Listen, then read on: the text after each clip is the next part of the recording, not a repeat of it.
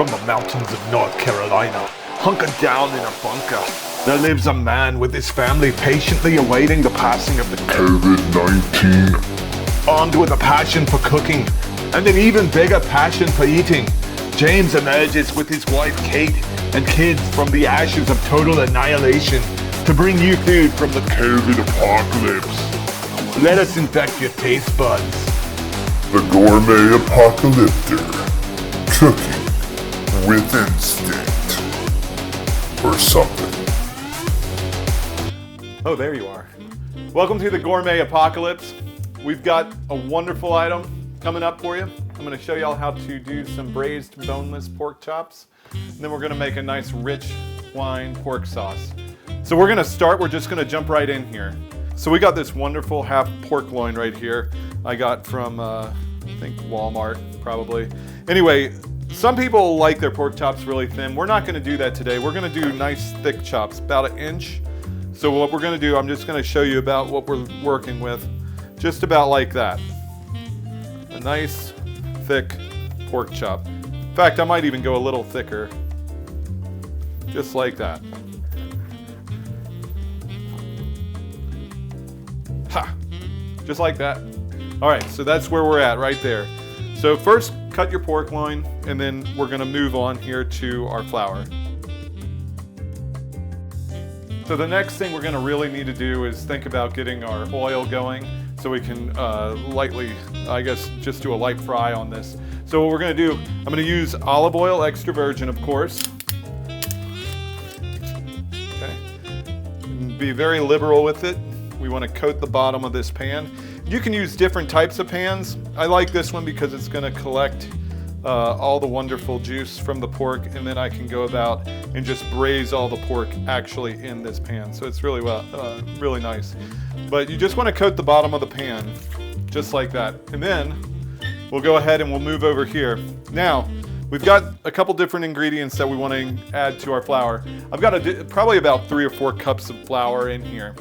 I'm not going to use all of this flour for just the battering of the pork. We'll use it for different things. Okay, so the next thing we're going to use is some salt in the flour. You're going to want to use this pretty liberally in the flour. This is going to give all the flavor to the actual pork. Since I'm not going to actually be seasoning the pork, it's going to come from the flour.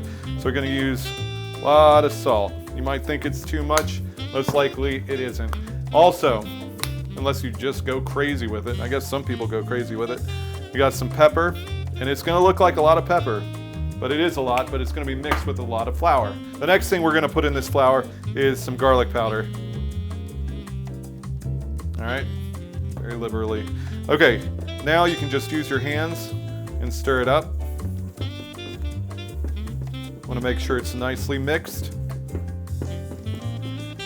What I always like to do when I'm cooking, especially when I'm using a flour, I want to make sure it's nice and seasoned. So I always taste the flour. If you're kind of worried that you don't have enough seasoning or you put too much in, you can always taste it and it helps. So you know what you've got, what your finished product will be. So I just do a little dab on a spoon, just like that. Tasty. Okay, so we're ready to put it in the oil. We got the oil nice and hot in the pan. Just take your cutlets and just put them in there. Now, be careful, don't get the oil on you, of course. Main thing here is that this flour that we're putting on the outside of the pork is also going to season the sauce. And it's going to thicken the sauce as it cooks, almost like a roux would.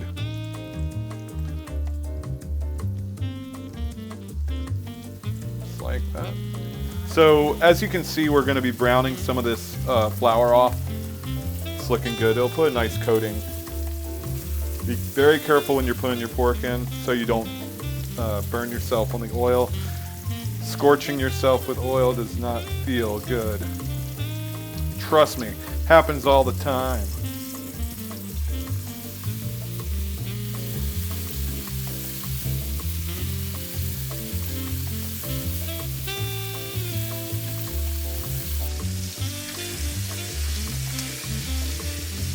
Okay, so with this pork, we're going to want to just cook it on either side, kind of brown off the flour. So you're looking at about 2 minutes, 3 minutes on either side to get a nice brown. And if you can take a look at that, get it in focus so they can see it. Just want to get it a little bit brown, just like that. So now that we've browned the pork, we're going to want to just pull that pan off of the heat, off of the burner. And now we're ready to prepare the sauce. We're going to want to get ready for our awesome sauce. So we're going to need to cut up a couple things. I've got a green pepper here. We've got a couple onions. These are really tiny, very small. Unfortunately, these yellow onions usually are bigger, but we'll go with it. 2 of the smaller ones. If you got one medium-sized one, it would probably work out really well for you. Okay, so what we're going to do, we're going to cut up this green onion here. This is how I like to cut it up, and I just rip out the meat, the seeds and stuff like that. You're going to want to cut up into a nice a small dice to medium dice. I just take the fleshy part out and then I slice it.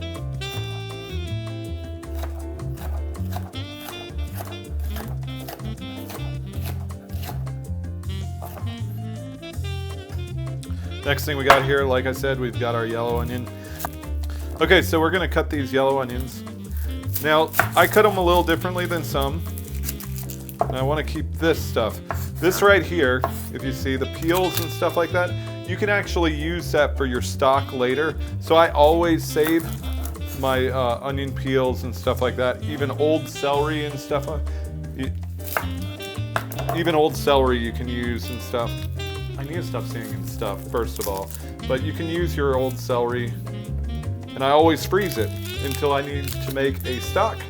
And then I'll use it for the stock. These onions are the smallest onions ever. All right.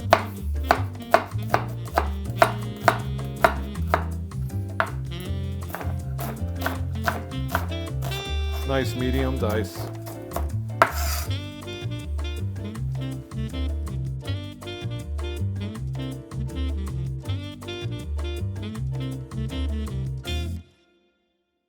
Okay, so next thing we're going to look at is garlic. Now you can see I've got a lot of garlic here. I love garlic. Garlic is so important in my cooking, and I'm sure most of you like garlic. If you don't, too bad. All right, so for this sauce, I'm going to use about 2 bulbs of garlic. And this is actually a little bit of history behind this. My mom actually got me one of these back in, I guess I was a junior in college or something. Anyway, I thought it was the worst present ever, but not anymore, Mom. And it's a Pampered Chef one, and it actually works really, really well. See that? Pampered Chef. Anyway, it finally broke about a year ago, and I told my mom about it, and she got it for me. Was it for Christmas, Kate, or it was Christmas or my birthday? Anyway, so this is an awesome thing to have for cutting garlic. I'd much rather use this than actually using this. So most of you have seen something similar to this. Just get all that garlic in there, and then we chop it.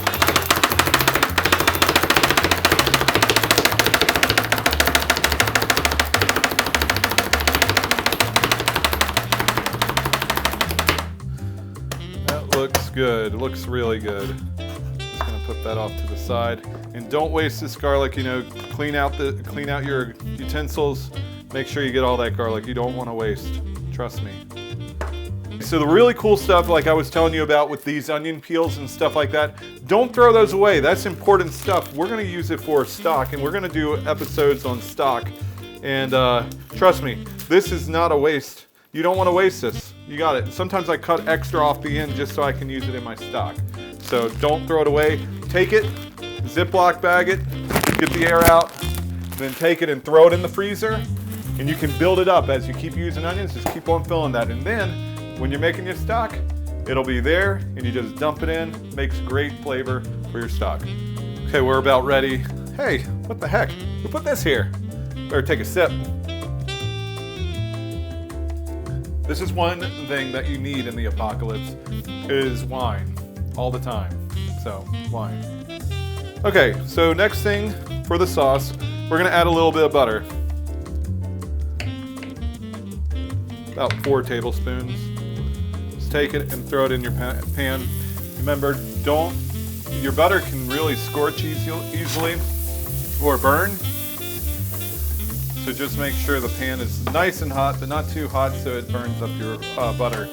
Unless you're going for that, then leave it on the burner and you'll have a nice brown butter. So I'm going to take the onion and I'm going to take the bell pepper and throw it into the pan. You can see it. Just get it in the pan as much as you can, just like that. All right. Garlic will go in at the very end. We'll infuse it. Couple things you might need. You're going to need a nice wire whisk, then a nice spoon here. You're also going to want to season. This is probably going to take a couple teaspoons of salt. Like I said, I pretty much have everything I cook in my head and I just kind of dump it in. But if you feel like you can't do that, you can do it your way and just measure it out with the measuring. So I just take it with about 1.5 teaspoons to start. Here's another thing. Taste your food. Don't just cook it and expect my recipe to be perfect. You gotta kind of cook to taste. Pepper. Just like that. So here we go. We're gonna basically saute these onions and peppers down. Basically sweat them a little bit. So get them a little bit translucent and they look great. Just like that. Y'all getting a good shot of that? Yeah, you can see it. All right, that's perfect. Now we're gonna add some of our pork stock. Like I said, if you didn't have pork stock, you can use chicken and that's totally fine.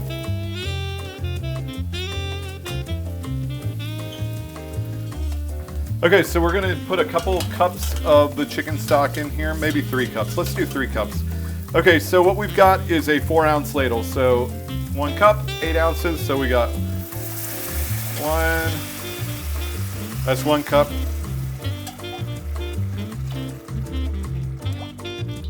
2 cups.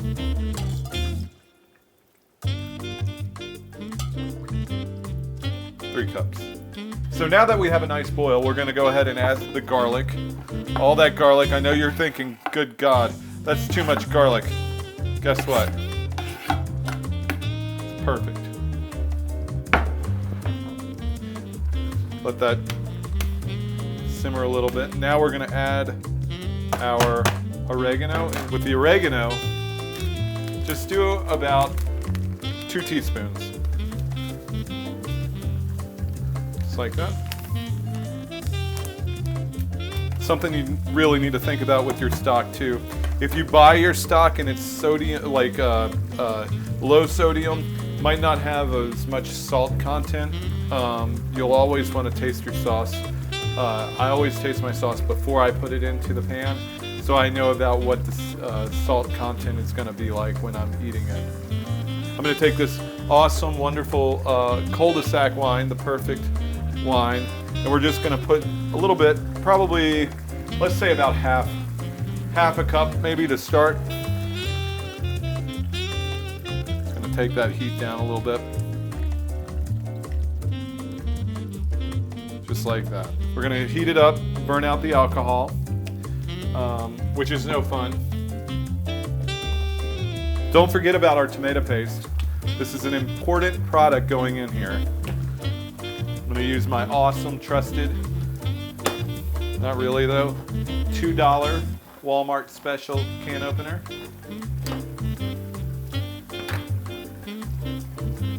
Just like that. What we're going to do is we'll use about half a can of this, and this is a 6-ounce tomato paste. So you're looking at 3. We might add an extra ounce if we need to. So let's do that. I use about half the can. Oh dang, I got it on my shirt. What the? Okay. And probably want to use a wire whisk to really get it nice and mixed. Now, if you can see, this sauce is not thick. It will thicken. And at the very end, when we're done reducing down in the oven, what we might do is we might create a roux That's looking good. I think that's perfect on the tomato paste. I wouldn't go more than the 3 ounces.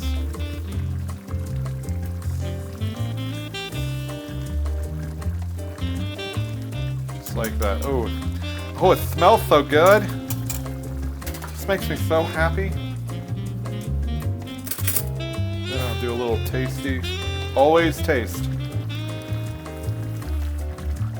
Oh, that's nice. Okay, so that's good.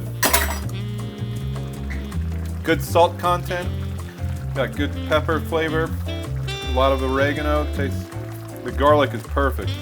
All right, so now what we're gonna do, I'm gonna take that off the heat really quick. See, I just don't have the facilities that I need here in my apocalyptic home. So I have to kind of break it down in a different way. I have to break it down, and most of you probably don't have the perfect kitchen either. I'm gonna bring a little bit of heat on this pan. Usually I would be doing this kind of together, but since I have a pretty crappy kitchen, I'm just gonna do it like this. You can hear it sizzling, see? Can you hear it? Oh, it's bubbling. Oh yeah, that's nice. All right, so what we're gonna do, like I said, some of that flour from the actual pork is gonna mix with the sauce. It'll thicken. Once again, if it's not thick enough, we'll just make a roux and call it a day. Some people don't use roux. Some people have gluten allergies. Totally understand that. If that's the case, just take that sauce, pour right over the pork, just like that. You can go ahead and just use some cornstarch to kind of thicken up the sauce. And when you braise it, just don't use the flour. So now that we have that, we've got a nice heat on this. Take that pot. Remember, clean as you go.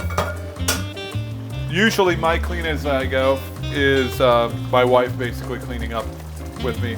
I've had years of experience in the kitchen. In fact, starting when I was like 12 or 13, I worked in my dad's kitchen. Awesome teacher. But I've always had people to clean up my messes. So when I got out of the restaurant business and started doing videography and photography with my wife, Kate, and my son, Dominic, actually does it too. You know, it just, I still didn't feel like cleaning up my messes. So Kate is like my, she's my dishwasher, you know. But she's a good cook too, but I mean, like, literally, she's probably my dishwasher. So anyway, so this is what we've got right here. You got a nice close-up here, Dom? Can you see? Okay. So this is what we've got. We're about to put this thing in the oven. So we're going to be cooking this thing for about 2.5 hours at about 375. Okay? Okay, so the next thing we're going to do, unfortunately, I have this smaller version of the aluminum foil, which is okay. We want to fit it on that pan. We want to make sure there's a nice seal on it. So when you have a smaller thing of aluminum foil, make sure it'll cover the top of the pan. But that's pretty narrow for the pan I've got. So what I'm going to do is I'm going to double it up like this, about right, and put it on top, just like that. Now we're going to make this a big piece of aluminum foil. We're going to just fold it, just like that. Make it nice and tight. Just like that. And then what we're going to do is we're going to grab our pan. Now we're going to take our pork pan, just like this. Open up the aluminum foil. As you can see, it's a large sheet. Go ahead and seal it up. And be careful, your pan might be hot. Then we're going to put it in the oven for, like I said, we'll start with 2.5 hours. Most likely it should be cooked by then. If not, we'll add a little bit more time as we need to. Main thing with cooking, especially in the culinary sense, not in the baking sense, it's not an exact science. You can kind of make it the way you want it. So I like it to be really tender, so I'm going to cook it a little longer.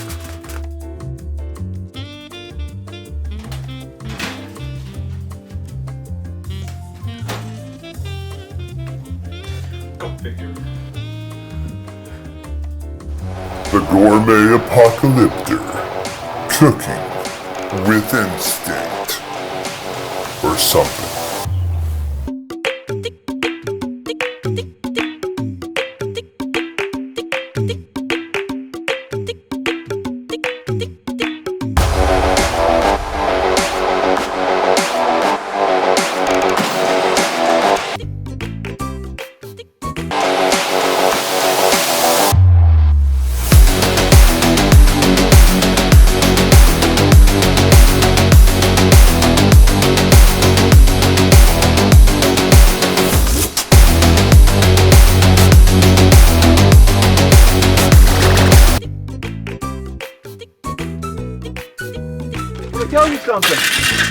Some dude, I was just riding my bike. Some dude with a flippin' mask came and pushed me off my bike. He wasn't practicing the freaking social distancing he's supposed to. Oh my gosh, that's horrible. You're telling me? Let me go finish this dish and gosh, it makes me mad. Go. That is so barbaric.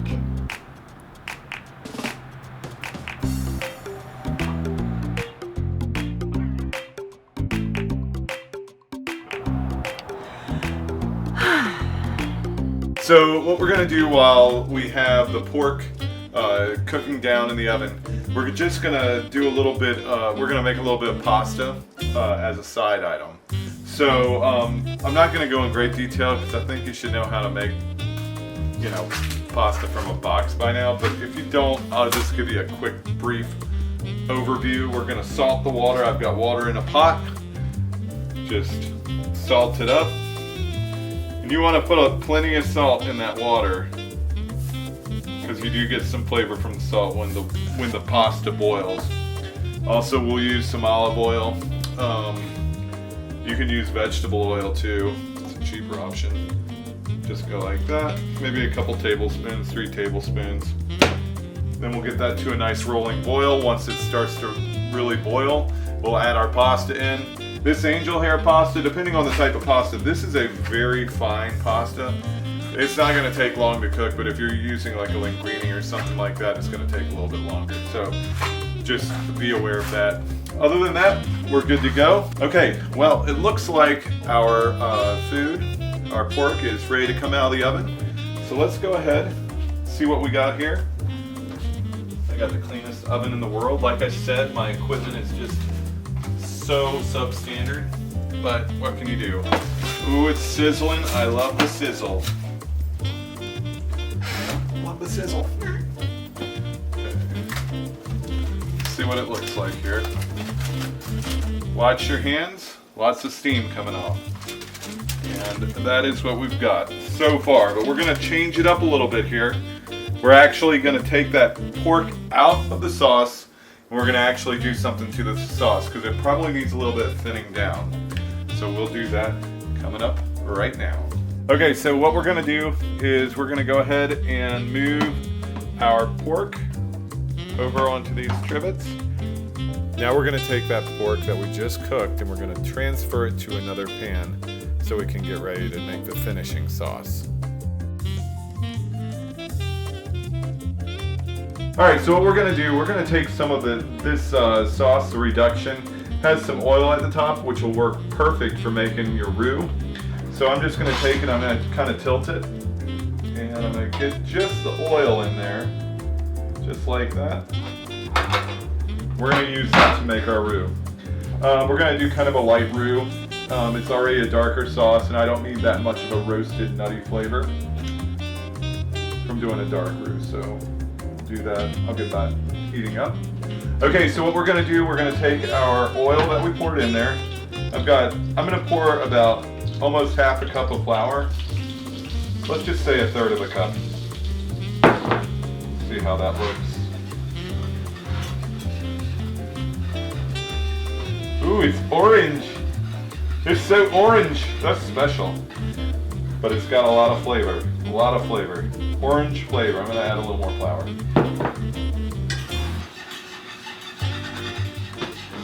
Gonna let this thing. Make sure with your roux that you keep it going with the wire whisk. You don't want it to stick and you don't want it to burn. Yes, you can make a darker roux if you wanted to, but nobody likes a completely burnt roux. Is this in the shot now?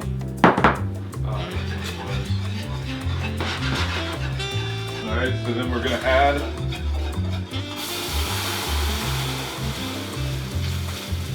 we added about a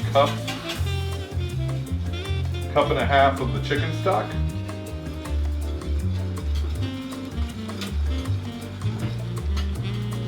Gonna add some wine. Like such. Okay, so what we just did was we took the remainder of the sauce that had reduced down in the pan that we actually baked the pork in, and we pour it directly into the saute pan for the sauce. Also, just looking at it right now, it looks like the sauce is a little thicker than I'd like it, so what I'm going to go ahead and do is just pour a little bit of water to kind of dilute it down a little bit, and it'll thin out the sauce. And this is kind of where I was talking about when you're cooking, you kind of have to be able to gauge what your food is going to need and the look of the food that you're going to want to have in the final product. Okay, so now we are ready to get our side item, which is going to be a garlic butter pasta. We've already got the pasta cooked, so I'm just going to show you. We're going to cut up fresh green onions. So just slice those bad boys up, just like that. And next we're going to chop 2 bulbs of garlic. Those will both be used for the garlic butter pasta. We're also going to melt 2 sticks of butter, and then we'll add the garlic directly to the butter. And that is the basis for our garlic butter pasta. Okay, so what we're going to do, we're almost there. We're almost there, everybody. We're going to make a little garlic butter pasta. So take your garlic butter that you prepared and have your stove on. Put your garlic butter in there, just like that. Get that nice and hot. Then we're going to take some of the pasta we made. Put that right in there, just like that. Uh-oh. Stay in the pan! And then we're going to take some of our green onions, just like that. A little salt and pepper.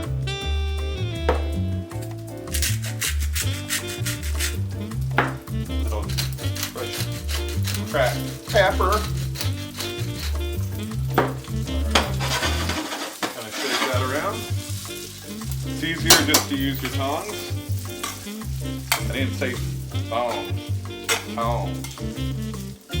Take it.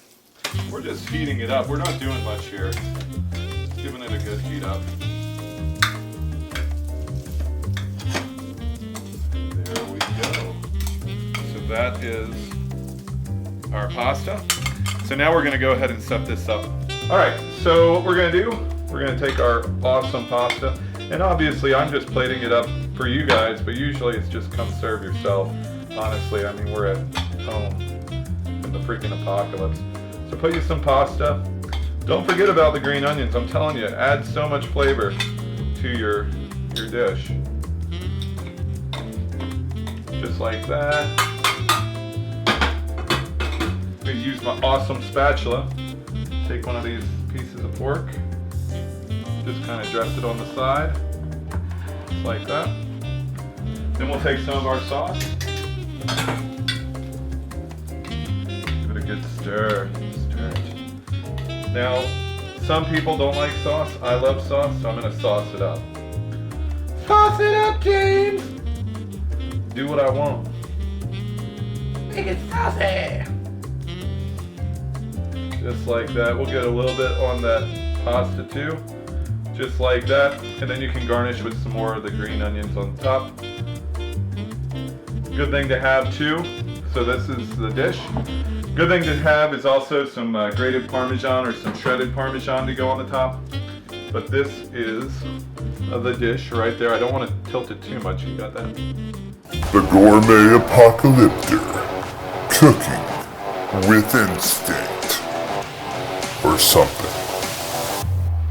Hey everybody, thanks for watching. I hope you enjoyed the recipe. I hope yours turned out well. And also, if you like the video, you can go ahead and like our page or subscribe if you haven't done so already.